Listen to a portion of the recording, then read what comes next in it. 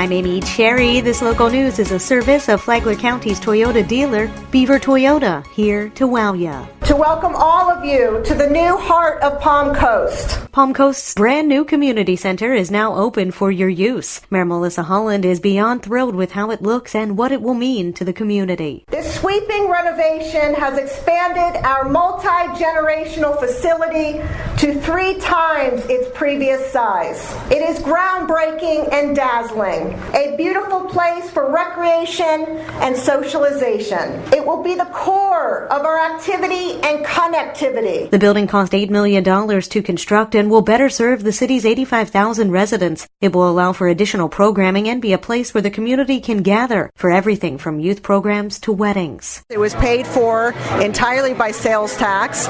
City of Palm Coast did not borrow an ounce to construct this building or pay for the building. It's all by shopping local dollars. So every time a resident shops local here in Palm Coast, the money comes back here, it stays here, and we're able to build amenities for our residents. The center boasts more than 21,000 square feet and includes a playground, basketball courts, and several indoor meeting spaces. This portion of WNZF Local News, a service of the Daytona Beach International Airport. Fly to the Big Apple in a New York minute on JetBlue from the Daytona Beach International Airport.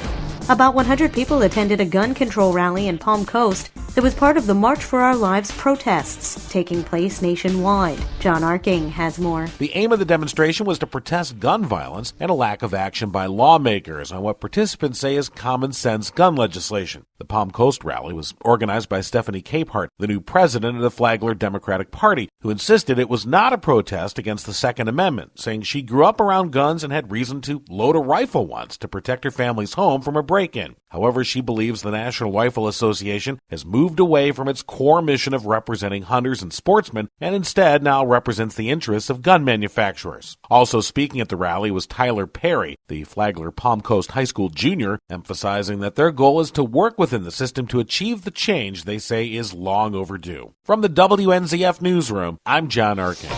Attorneys for a convicted murderer from Flagler Beach continue efforts to get him a new trial. Rich Petchke reports. Earlier this month, attorneys for Paul Miller petitioned the court to overturn his conviction because his previous attorney didn't call a use of force expert to testify as part of a stand your ground defense. At that hearing, an expert testified Miller was justified in using lethal force against the victim because he threatened Miller several times. Prosecutors argued that even if Miller's lawyer showed incompetence, the jury did not, and that's what's really being disputed by Miller's attorneys. The judge agreed to take the matter under advisement, but no date for a ruling was provided. From the WNZF Newsroom, I'm Rich Petchke.